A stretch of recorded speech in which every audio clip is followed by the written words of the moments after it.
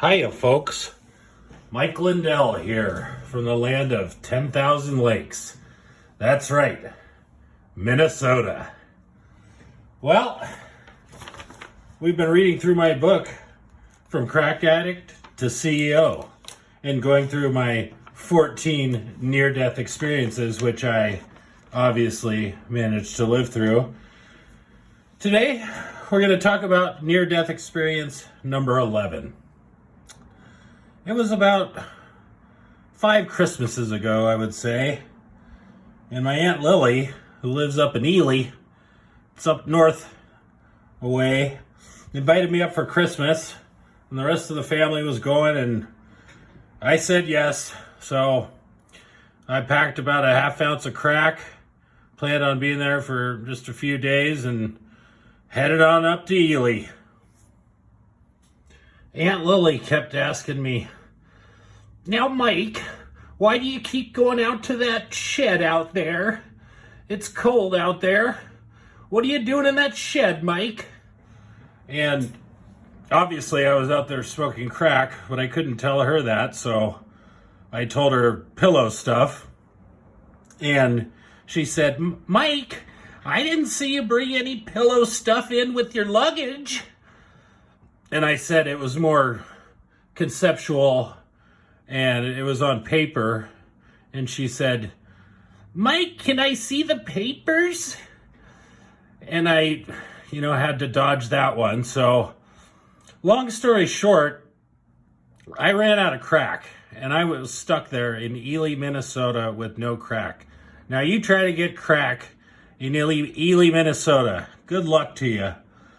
So I had a dilemma on my hands and I didn't know what I was going to do because I was going to freak out real soon. Aunt Lily said, "Mike, now why don't you sit down and have a nice glass of nog? I'll top it off with a little nutmeg and just make yourself all comfy over there by the fire, don't you, Mike?" I thought to myself, nutmeg. I vaguely remember being in a crack den one time, half passed out, some guy telling me that you could get high off a tablespoon of nutmeg and hallucinate. So it got me thinking, where's this fucking lady keep her nutmeg?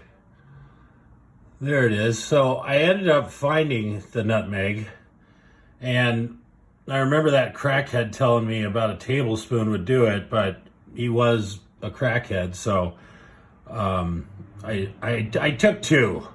Let's put it that way. 2 heaping tablespoons of nutmeg. And what ensued was one of the low points of my life.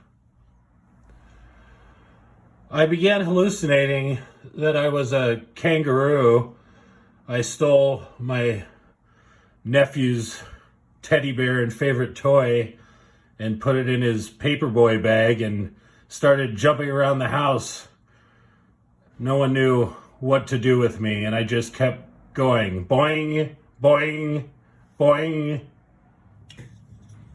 Well, I hopped and and I found my way into the attic where I was chasing spider monkeys. And I saw a latch to go up onto the roof, and I thought it'd be a good idea to hop on up there and see if I couldn't chase anything else off. Well, I hopped right off the top of this 3-story house, landed on my back, broke my back in 3 different places. Had to be airlifted to Duluth. It was a nightmare. In the ICU for 2 weeks. Rehab took another 6 months. They thought I was going to die. But again, I pulled through. Well, thanks for listening to Near Death Experience number 11. I hope you folks enjoyed it, learned a lesson, brought you closer to Jesus. Don't do nutmeg, kids. There's nothing fun about it, except all the fun you have on it, but it hurts at the end, trust me. Well, for now, Mike Lindell signing off from Minnesota.